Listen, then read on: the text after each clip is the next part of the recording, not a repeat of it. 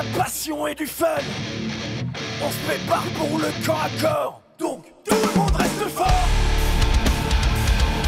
WWE Monday Night Raw Recap du 11 septembre 2023, version Express. Norfolk, Virginia, date historique car c'est le dernier Raw de l'histoire sous l'ère Vince McMahon. Car c'est officiel, WWE et Endeavor, propriétaires entre autres de l'UFC, fusionnent pour former le groupe TKO. Le nouveau grand patron, c'est ce monsieur, Harry Emanuel, actionnaire majoritaire à 51%.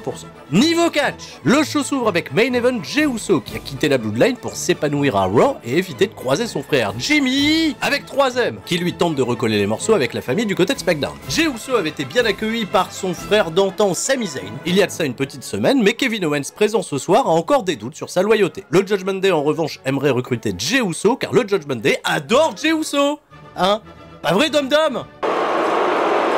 Jey Uso propose alors à Kevin Owens de faire équipe contre Priest et Baylor, 12 minutes d'un solide match qui se terminera sur un malencontreux super kick accidentel de Jey sur Kevin, histoire de bien brouiller les lignes et de faire s'engueuler les babyface backstage au plus grand plaisir du jugement dernier.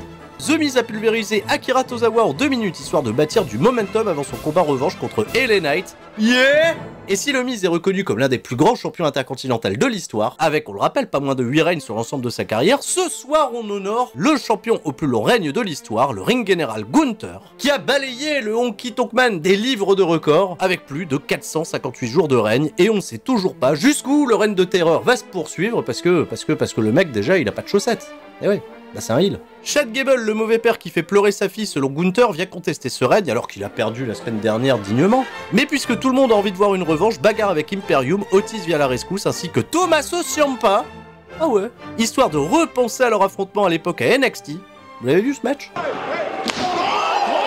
Et de mettre en place un 3 contre 3 plus tard dans la soirée. Quelqu'un qui, en revanche, ne veut plus vivre dans le passé, frustré des défaites et d'avoir remporté son championnat suprême dans une salle vide il y a 3 ans, c'est Drew McIntyre, qui n'a plus le temps de préparer des kebabs et plus le temps pour les amitiés non plus. Cette semaine, il a invité Xavier Woods à venir dans le ring pour lui montrer qu'il n'avait pas plus de temps que ça non plus pour ses blagues. You had the biggest moment of your career inside of an empty performance center. Même si Woods a résisté, McIntyre gagne le match en moins de 10 minutes avec un Claymore Kick laser aussi précis que ses lancers de chaise. McIntyre la semaine prochaine affrontera Jey Uso, parce que comme Kevin Owens, il lui fait pas confiance et il veut lui faire payer les durs moments de l'an passé avec la Bloodline. Ça cuisine plutôt bien le retour du psychopathe écossais, et c'est super intriguant. Enfin sorti de son long programme d'attente contre Brock Lesnar, le cauchemar américain Cody Rhodes n'a plus vraiment de programme, mais il était bien présent pour s'adresser à la foule, alors que lui aussi il voulait parler de Jey Uso, parce que visiblement c'est lui qui a négocié sa venue, en tant qu'agent, je sais pas, Monday Night Raw. Il est interrompu par Dominic Mysterio, accompagné dans tout ce brouhaha par le prospect du Judgment Day, JD McDonough.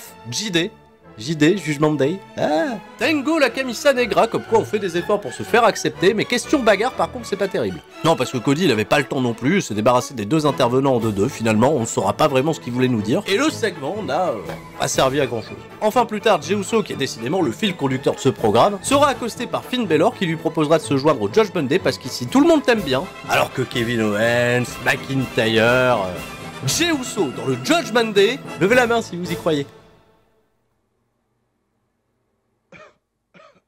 Ah, c'est bien ce que je pensais. Hein. Chelsea Green a retrouvé Piper Niven, sa partenaire championne par équipe, qui remplace Sonya Deville blessée pour un bout de temps. Et va dans un instant affronter quelqu'un qui connaît très bien cette division par équipe, puisqu'elle a été championne de cette division déjà 3 fois. Shayna Baszler, qui a un gros push depuis sa victoire contre Ronda Rousey à SummerSlam. Lol. Mais association étonnante pour Baszler avec celle qui a laissé tomber les merci de Trish Stratus, à savoir Zoe Stark, qui viendra équilibrer les forces après que Baszler ait battu Chelsea Green en 1 minute 50 parce que c'est la mid-card de la division féminine, bien sûr. Quelqu'un qui régale depuis quelques semaines, c'est Shinsuke Nakamura, qui malgré la défaite à Payback poursuit son travail psychologique sur le champion Seth Rollins, que ce soit dans les vidéos package où le mec est trop stylé en kimono traditionnel, non mais regardez-le.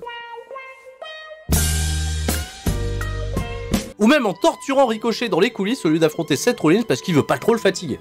Mais il est sympa ce Shinsuke Nakamura. Il accuse Seth Rollins d'être un menteur, un manipulateur en souvenir des nombreuses trahisons de Rollins dans sa carrière, dont celle du Shield, voilà, qui 8 ans après me traumatise toujours. Seth Rollins, lui, il se défend d'être devenu un bon gars qui s'est cherché pendant des années, alors qu'en fait, si les gens l'aiment bien, c'est parce qu'il est lui-même. Voilà, à savoir un cosplay de monstre et compagnie. Je suis passé à la télé! C'est l'heure du Six-Man Tag Team Match entre Alpha Academy et Ciampa contre Imperium teasé en première heure. 13 excellentes minutes, c'est la grosse recommandation de la semaine. Les babyface en ressortent hyper over, tout le monde veut voir un 4ème Gable contre Gunther. J'ai bien dit tout le monde. C'est mieux. Parce que les mecs ont une chimie exceptionnelle et que ça mériterait vraiment sa place sur un PLE, quoi. Fastlane, on attend quoi? Becky Lynch et Tiffany Stratton se sont confrontés une dernière fois dans le bureau d'Adam Pearce qui leur a fait signer des paplards qui n'ont certainement aucune importance. En revanche, le match reste que d'être super suivi et gros coup de pub pour le NXT de ce mardi soir. Et les femmes sont à l'honneur ce soir dans le main event.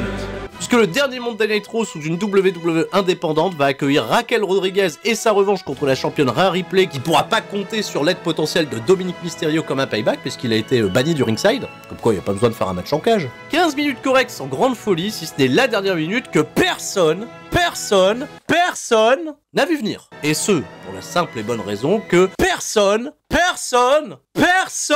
ne voulait la voir revenir. À part moi peut-être, par nostalgie. Nia Jax, mon trou, sur la commode, est venue attaquer Raquel Rodriguez pour donner la victoire à Rhea Ripley et va, après la fin de match, attaquer Rhea Ripley quand même. Coup de boule, descente de la cuisse, banzai drop, une hit giga nucléaire et un coup de fil de Kairi Sane qui va probablement retarder son arrivée dans la compagnie.